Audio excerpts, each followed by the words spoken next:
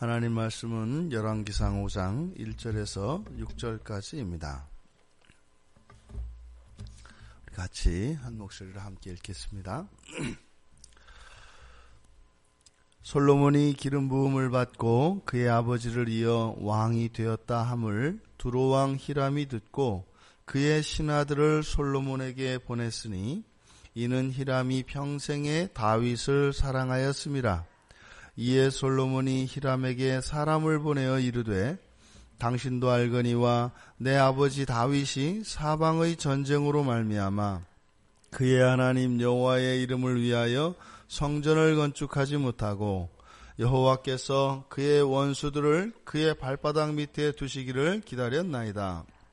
이제 내 하나님 여호와께서 내게 사방에 태평을 주심에 원수도 없고 재앙도 없도다.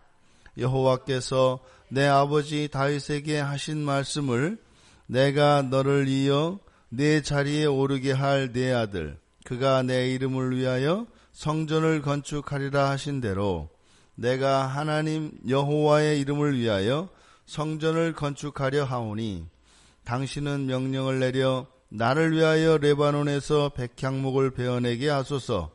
내 종과 당신의 종이 함께할 것이요 또 내가 당신의 모든 말씀대로 당신의 종의 삭을 당신에게 드리리이다. 당신도 알거니와 우리 중에는 시돈 사람처럼 벌목을 잘하는 자가 없나이다. 아멘. 솔로몬이 이제 성전 건축을 준비하고 있는 장면입니다.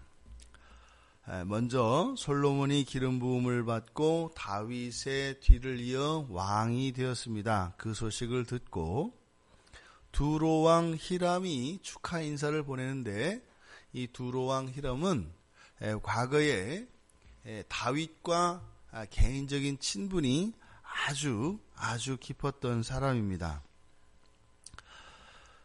사무엘하 5장 11절에 보면 다윗과의 친분이 얼마나 돈독했는가 하는 것을 의도적으로 성경은 기록하고 있습니다. 그런데 이 두로왕 히람은 매우 특별한 사람이죠. 그 이유는 다윗과의 친분에 있는 것이 아니라 바로 이 솔로몬을 통하여 건축되어지는 이 성전에 참여하기 때문입니다.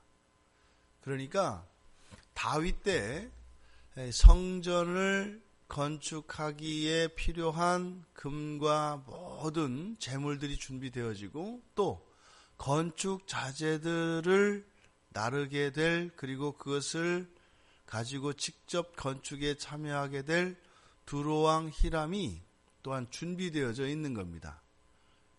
그러니까 다윗이 히람과 쌓았던 이것은 개인적인 친분이었던 것은 틀림이 없습니다만 하나님의 그 목적을 위하여 또한 다윗과 히람의 친분 관계가 있었다는 겁니다. 이 성전을 위하여 사실은 다윗이 존재했고 또 이 성전을 위하여 솔로몬이 존재했다 해도 과언이 아닙니다. 이 성전 건축을 향하여 달려나가고 있기 때문입니다. 2절에 솔로몬이 이제 히람에게서 온 축하 인사를 받고 거기에 대하여 사람을 보내어서 답례를 합니다. 그리고 곧바로 지금 두로왕 히람과 다윗의 친분 관계가 솔로몬의 그 왕위 계승을 축하하였다라고 해서 개인적 친분 관계가 그 아들대까지 계승되어지는 것 같은 이런 국면에서 곧바로 성전에 대한 이야기로 돌아갑니다. 그러니까 바로 다윗과 히람 왕의 관계, 또 다윗과 히람 왕의 관계가 솔로몬과 이어지는 이것이 성전을 향하여 나아가고 있다는 겁니다. 3절에 보니까 다윗이 성전을 짓지 못한, 성전을 건축하지 못한 이유들에 대해서 이야기하는데 다윗이 사방의 전쟁으로 말미암아 하지 못했다. 이렇게 이야기합니다. 이것은 역대상 22장 8절과 28장 3절에 나타나는 이유와 다릅니다. 역대상에서는 다윗이 성전을 건축하지 못하는 이유에 대해서 하나님께서 바로 그가 너무 많은 피를 흘렸기 때문이라고 이야기를 합니다. 피를 많이 흘렸기 때문에 다시 말해서 정결의 문제와 맞물려서 또 많은 생명을 죽인 것으로 인해서 하나님의 성전을 건축하기에는 적합하지 못하다라고 역대상에는 그렇게 기록되어 있습니다. 그런데 지금 열왕기상 5장에서 솔로몬을 통하여 다윗이 건축하지 못한 것은 사방의 전쟁으로 말미암아 했을 때, 이 전쟁으로 말미암다는 것은 이 전쟁에서 피를 흘렸다라기보다 아직 끝나지 않은 것을 말합니다. 다시 말해서 전쟁을 하느라 정신이 없어서, 겨를이 없어서 이런 의미이다 이 말입니다. 그러니까 좀 다른 의미로 지금 솔로몬은 다윗이 성전 건축하지 못한 그 이유에 대해서 설명하고 있는 겁니다. 그래서 이제 솔로몬은 그 전쟁이 다 그쳤기 때문에 원수들이 이제 다 무릎을 꿇었기 때문에, 그래서 이것을 여호와께서 사방에 태평을 주셨다. 그리고 원수도 없고 재앙도 없다라고 4절에서 이야기합니다. 이것은 또한 안식을 의미하기도 합니다. 이제는 전쟁이 끊어진 상태, 이제는 원수들이 완전히 제압된 상태, 모든 일들을 마친 상태, 안식의 상태입니다. 마치 하나님께서 6일 동안 창조하시고 모든 것을 마치셨을 때 안식에 들어가셨던 것처럼, 이러한 원수들을 제압하고 난 뒤에 참다운 평화가 오고 안식이 오고 난 뒤에 이제 성전을 건축할 수 있게 되었다라고 이야기를 하고 있는 것입니다. 그리고 나서 이제 5절에서부터 6절까지, 5절의 내용은 내 아버지 다윗에게 하신 말씀을 내가 너를 이어 쭉 이야기한 다음에 그가 내 이름을 위하여 성전을 건축하리라. 그가 내 이름을 위하여, 이어서 반복되어집니다. 내가 내 하나님 여호와의 이름을 위하여 성전을 건축하려고 한다. 이것은 사무엘하 7장 13절의 예언의 성취입니다. 다윗이 하나님께 하나님을 위하여 여호와의 성전을 지으려고 하였을 때 사무엘하 7장 13절에서 내 아들이 내 이름을 위하여 성전을 지을 것이다 라고 말씀을 하셨는데, 바로 그 말씀을 솔로몬이 인용하면서 하나님의 말씀의 성취를 이야기하고 있습니다. 그리고 이제 6절에서 두로왕 히람에게 성전 건축에 참여하고 도울 것에 대해서 이야기를 하는데, 여기서 하반절 끝부분에 가보면 당신의 종의 삭슬 당신에게 드리겠습니다. 그러니까 대가 없는 참여가 아니라 거기에는 대가를 지불하고 있는 것을 우리가 보게 됩니다. 이 성전 건축과 관련해서 우리가 또한 한번 살펴보아야 될 본문이 있는데, 사무엘하 7장을 우리 잠깐 보도록 하겠습니다. 사무엘하 7장을 보시면 5절에서 5절입니다. 여호와께서 나단 선지자에게 말씀을 하시는 내용인데요. 5절에서 7절까지 보면, 가서 내 종 다윗에게 말하기를 여호와께서 이와 같이 말씀하시되 내가 나를 위하여 내가 살 집을 건축하겠느냐? 내가 이스라엘 자손을 애굽에서 인도하여 내던 날부터 오늘까지 집에 살지 아니하고 장막과 성막 안에 다녔나니 이스라엘 자손과 더불어 다니는 모든 곳에서 내가 내 백성 이스라엘을 먹이라고 명령한 이스라엘 어느 지파들 가운데 하나에게 내가 말하기를 너희가 어찌하여 나를 위하여 백향목집을 건축하지 아니하였느냐고 말하였느냐? 무슨 말이에요? 지금까지 12지파들과 함께 하나님이 도우시며 함께 했지만 어느 누구에게도 이 성전을, 그러니까 나를 위하여 이 성전을 지으라고 한 적이 있다 없다? 없다라고 이야기를 합니다. 그런데 이것은 다윗 가문, 유다 지파의 이 다윗에게만, 이 다윗 가문에게만 성전을 짓도록 허락하십니다. 매우 특별한 경우다 이 말입니다. 그러니까 지금 이 솔로몬이 이 성전을 건축하기까지 하나님의 예언이 있었고 또 다른 어떤 12지파 가운데 어느 지파에게도 성전을 짓는 것을 허락하지 않으셨습니다. 그런데 다윗을 통해서 그리고 그의 아들 솔로몬이 그것을 계승하여 성전을 짓도록 허락하는 것입니다. 굉장히 영광스러운 것이고 굉장히 특별한 것이다 이 말입니다. 여호와의 성전은 장차 하늘에서 내려올 새 예루살렘 성을 상징하기도 합니다.